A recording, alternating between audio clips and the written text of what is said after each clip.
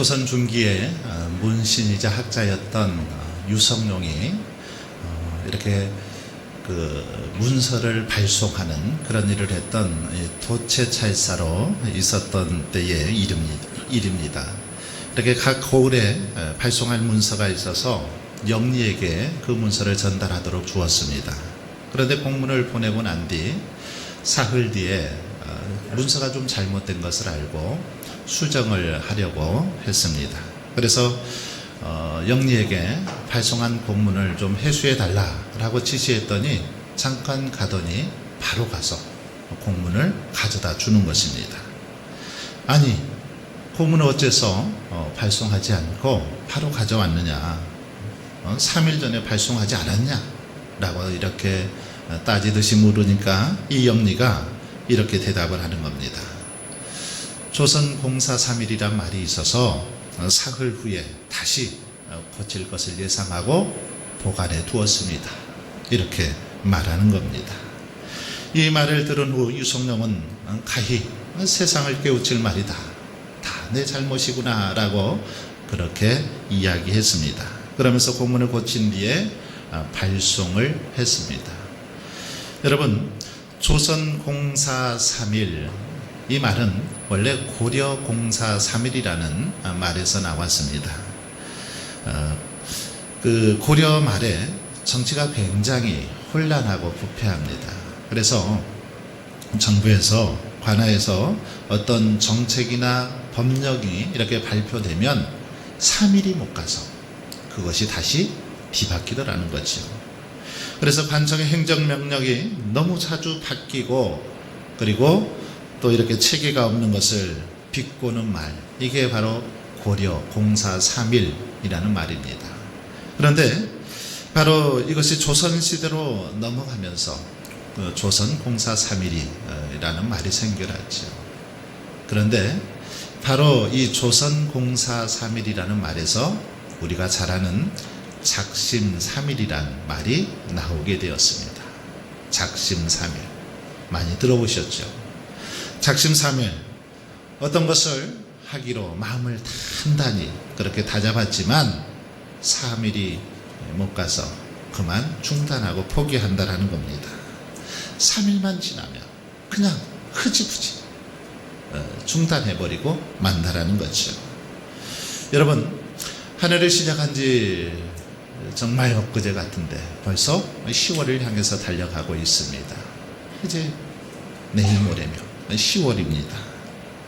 참으로 세월이 너무너무 빠른 것 같죠. 새해를 시작하면서 여러분 나름대로 아마 많은 계획들을 세우셨을 것입니다. 올해는 뭔가 내년과는 좀 다르게 해봐야 되겠다 하고 계획을 세우고 또 주변 사람들에게 선언도 하고 선포도 했을 것입니다. 그러나 하루 이틀 시간이 지나면서 다 흐지부지 되어버렸습니다. 작년과 똑같이 실수를 되풀이하면서 또 다시 실망하는 우리의 모습을 보게 되지요. 마음은 원이로되 육신이 약해서 새해 계획했던 모든 것들이 다 그렇게 그냥 흐지부지 작심 3일로 끝나버리게 되더라는 것입니다. 아마도 어떤 분들은 올해는 시간을 정해서 매일 기도도 하고 정말 매일 성경도 읽어보고 더 열심히 봉사해야 되겠다. 올해는 건강을 위해서 운동도 더 열심히 좀 해야 되겠다. 여러 가지 계획들을 세웠을 것입니다. 그런데 몇 번 못하고 끝나버리고 말았습니다. 그래서 안타까워하고 후회하는 게 어쩌면 오늘 우리의 모습이기도 합니다. 여러분, 하지만 우리의 삶은 이렇지만 우리가 믿고 섬기는 하나님은 결코 그렇지 않습니다. 하나님은 중도에 결코 포기하지 않는 분이십니다. 한번 계획하시면, 한번 약속하시면 반드시 그 약속을 이루어 가시는 분, 우리가 믿고 섬기는 하나님이십니다. 그래서 하나님께서는 결코 후회가 없으십니다. 민수기 23장 19절 말씀은 그런 하나님의 특징에 대해서 이렇게 표현을 하고 있습니다.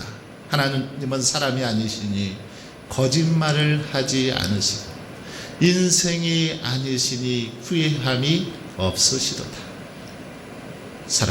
하나님은 사람이 아니시기 때문에, 우리처럼 연약한 인생이 아니시기 때문에 결코 거짓말을 하지 않으신다라는 것입니다.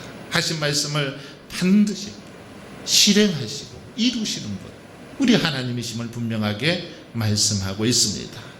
그렇습니다. 사람들은 약속을 수시로 어기고 또 중도에 포기해버리고 말지만 우리 하나님은 결코 그런 분이 아니시라는 것입니다. 하나님은 약속을 반드시 지키시는 신실하신 그런 하나님이시라는 사실입니다. 오늘 본문에 보면 아브라함이 첫 하갈에게서 이스마엘을 낳은 후 13년이라는 시간이 흘렀습니다. 아브라함은 아마도 이스마엘이 자라는 모습을 이렇게 지켜보면서 자신의 그 아내인 사라가 아이를 낳지 못하는 이 불임에 대해서 다 잊고 지낸 것 같습니다. 더 이상 그래서 사라가 아이를 낳을 수 있느냐 없느냐 이것 때문에 갈등도 하지 않은 것 같습니다. 하나님의 약속은 있었지만 실제로 그것이 이루어지리라고 생각지도 않았기 때문에 아브라함도 사라도 다 체념하고 그렇게 하루하루 지낸 것 같습니다. 그리고 그 13년 사이에는 아무런 일도 일어나지 않았습니다. 아브라함이나 사라 주변의 사람들은 하나님의 약속을 새카맣게 잊어버렸다라는 거지요. 그러나 하나님은 여러분 결코 그 약속을 잊지 않으셨다라는 겁니다. 사람들은 그 약속을 다 새카맣게 잊어버렸지만 하나님은 잊지 않으셨다라는 것이요. 이사야 선지자는 이 사실을 이사야 49장 15절에서 이렇게 증거합니다. 여인이 어찌 그 젖먹는 자식을 잊겠으며 자기 태에서 난 아들을 긍휼히 여기지 않겠느냐. 그들은 혹시 잊을지라도 나는 너를 잊지 아니할 것이야. 젖먹이는 여인은 아이에게 젖먹이는 거 혹시 잊을지라도 우리 하나님은 결코 우리를 잊지 않으신다라는 겁니다.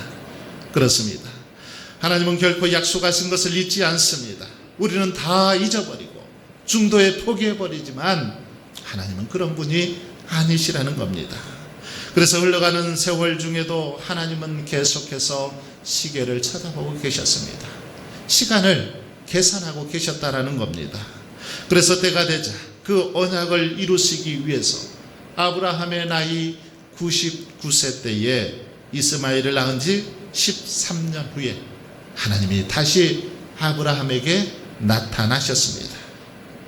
여러분, 그동안 잠잠하시던 하나님이 왜 이 시간에 이렇게 아브라함에게 나타나셨을까요? 왜 그렇습니까? 아브라함이 하나님의 약속을 견딜 수 있는 인내의 시간, 아브라함에게는 10년이었던 것 같습니다. 아브라함은 75세 때 약속을 받고 10년이 지나자 믿음을 잃어버렸습니다. 그래서 실수를 저질렀습니다. 그 결과로 86세에 태어난 아들이 첫 하갈에게서 낳은 이스마엘입니다. 그러나 하나님의 계획은 달랐다라는 거죠. 아브라함은 10년밖에 참을 수 없었지만 하나님께서는 25년이라는 그런 계획을 세우고 있으셨습니다. 바로 지금이 24년째 되던 해였습니다. 이제 1년만 더 기다리면 하나님의 계획이 이루어지는 그런 때이지요.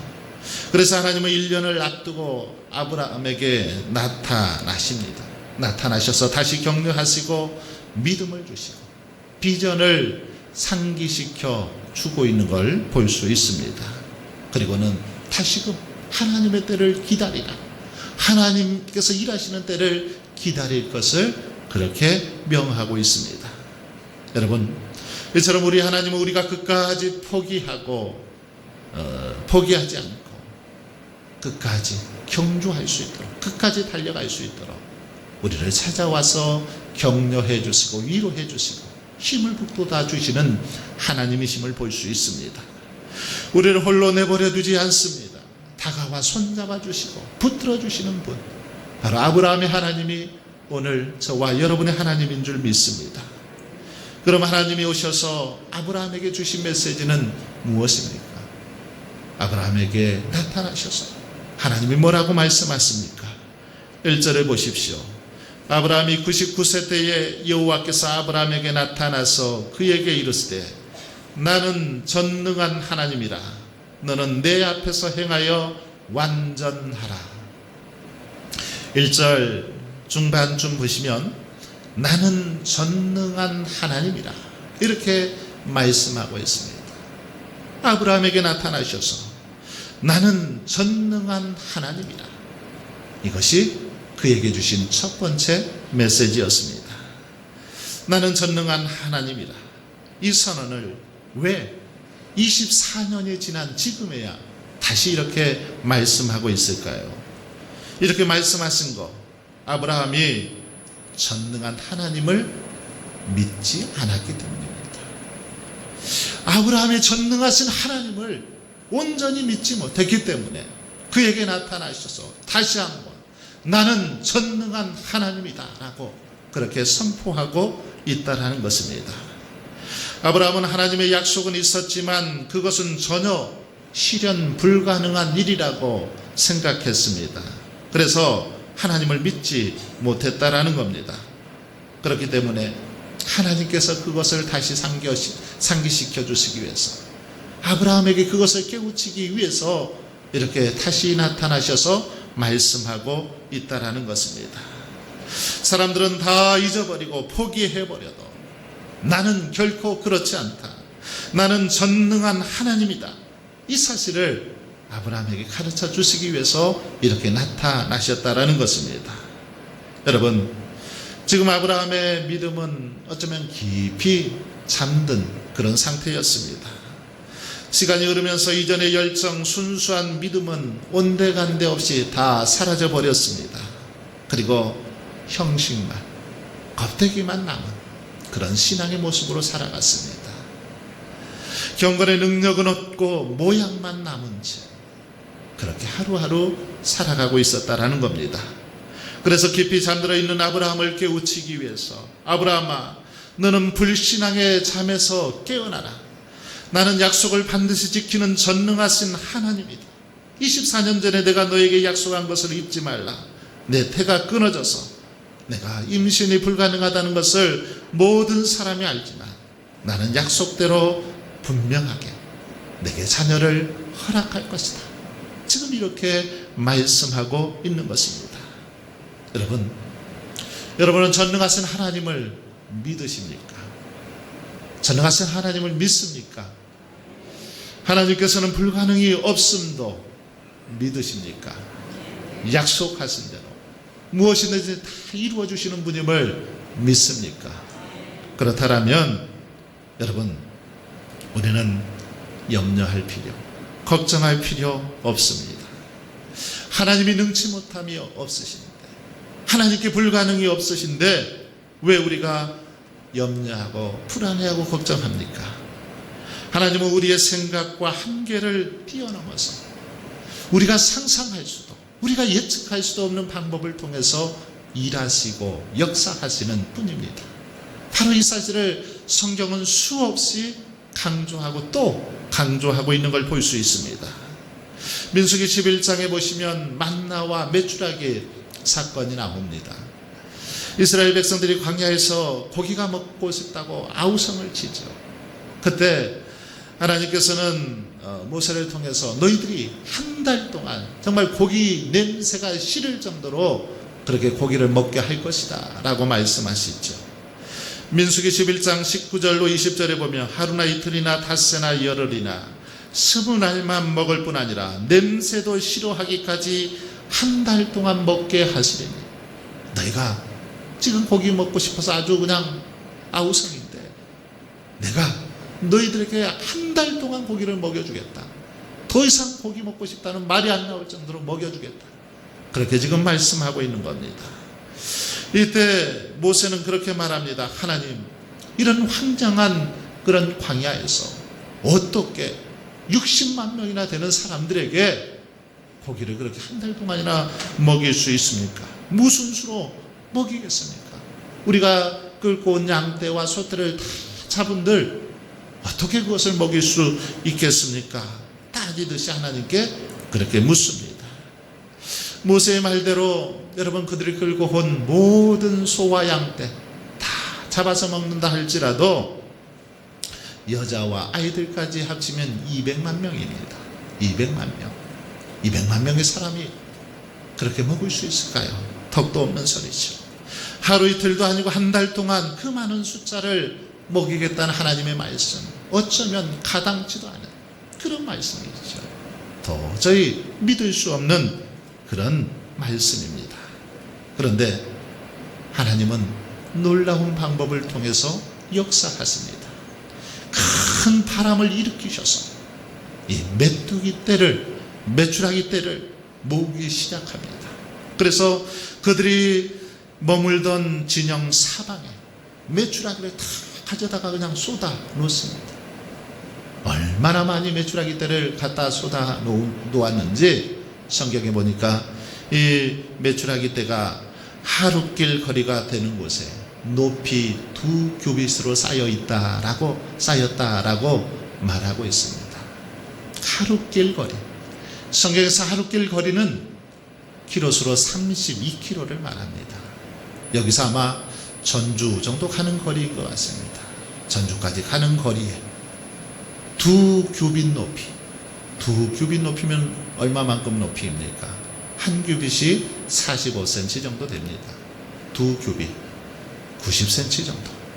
90cm 정도 되는 높이로 32km를 쌓아 놓으셨다라는 거지요.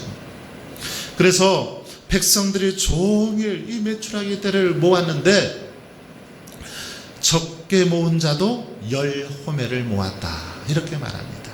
적게 모은 사람도 10호멜. 이 호멜이라는 단위는 한 호멜이 230리터입니다. 드럼통 한 통이 200리터 정도 되지 않습니까? 그러니까 10호멜이면 얼마나 될까요? 10드럼통 정도를 모았다라는 겁니다. 한 사람씩. 그러니 그걸 한 달 동안 정말 고기 냄새에 질릴 정도로 먹지 않았겠습니까? 여러분, 이런 방법을 어찌 우리가 상상이나 할 수 있겠습니까? 어떻게 그 하나님의 일을 우리가 예측이나 할 수 있었겠습니까? 성경에 나오는 홍해를 가른 사건이나 여리고성을 무너뜨린 사건, 하늘의 해와 달을 멈춘 사건들, 이것이 어찌 우리의 상상으로, 우리의 지식으로 이해가 될 수 있습니까? 그러나 하나님은 우리가 상상할 수도 예측할 수도 없는 방법을 통해서 이렇게 놀라운 일을 행하시는 하나님이신 줄 믿습니다. 여러분, 그러므로 혹 지금 우리의 상황에 아무런 소망도 없고 정말 사면초가처럼 막혀서 도저히 해결책이 없어 보인다 할지라도, 그러나 여러분 염려하지 마십시오. 포기할 필요도 걱정할 필요도 없습니다. 왜냐하면 하나님이 하시면 능치 못함이 없기 때문입니다. 하나님께서 해결해 주시면, 하나님께서 역사하시면 어떤 것도 능히 가능하기 때문입니다. 자녀들의 진로와 결혼 문제 때문에 걱정이 많으십니까? 경제적인 문제로 인해서 고통스럽습니까? 하루하루 통증 때문에 그렇게 견디기 힘들고 또 불면증에 시달려 그렇게 생활하고 있지는 않습니까? 우리가 생각할 때 아무리 봐도 길이 없는 것처럼 보이기도 합니다. 아무리 봐도 그것만은 해결되지 않을 것 같습니다. 그러나 우리 하나님께서 하시면, 전능하신 하나님께서 하시면 능히 여러분 해결될 줄 믿습니다. 하나님이 해결하시면 가능하다라는 겁니다. 그러므로 아브라함에게 말씀하시고 역사하신 전능하신 하나님만을 저와 여러분이 바라보고 나아갈 수 있기를 바랍니다. 그럴 때 신실하신 하나님께서 가장 좋은 것들로 채워주시고 인도해 주실 줄 믿습니다. 두 번째로, 나는 전능한 하나님이라고 선포하신 후에 이제는 또다시 아브라함에게 말씀하십니다. 뭐라고 말씀하십니까? 너는 내 앞에서 행하여 완전하라. 이렇게 말씀하십니다. 내 앞에서 행하여 완전하라. 완전하라. 이 완전하라 이렇게 말씀하셨는데 과연 여러분 인간이 하나님 앞에서 완전할 수 있을까요? 점도 없이 흠도 없이 완전해질 수 있을까요? 그럴 수 없습니다. 인간이 하나님 앞에서 완전할 수 없다는 거 어쩌면 누구보다도 저와 여러분들이 잘 알고 있습니다. 우리는 아무리 노력해도 완전해질 수 없습니다. 죄 아래 태어난 인간 그 누구도 하나님 앞에서 완전할 수 없다라는 거지요. 그렇다면 왜 하나님께서 이 사실을 아셨을 텐데도 불구하고 이렇게 아브라함을 향해서 완전하라 명하고 있을까요? 여기서 하나님께서 아브라함에게 완전하라 명하는 것 너무 무리한 요구는 아닙니까? 그렇지 않습니다. 그런데 이 말씀은 완전하라 이렇게 말씀하신 것은 결코 행위를 통해서 완전하라고 요구하신 것이 아닙니다.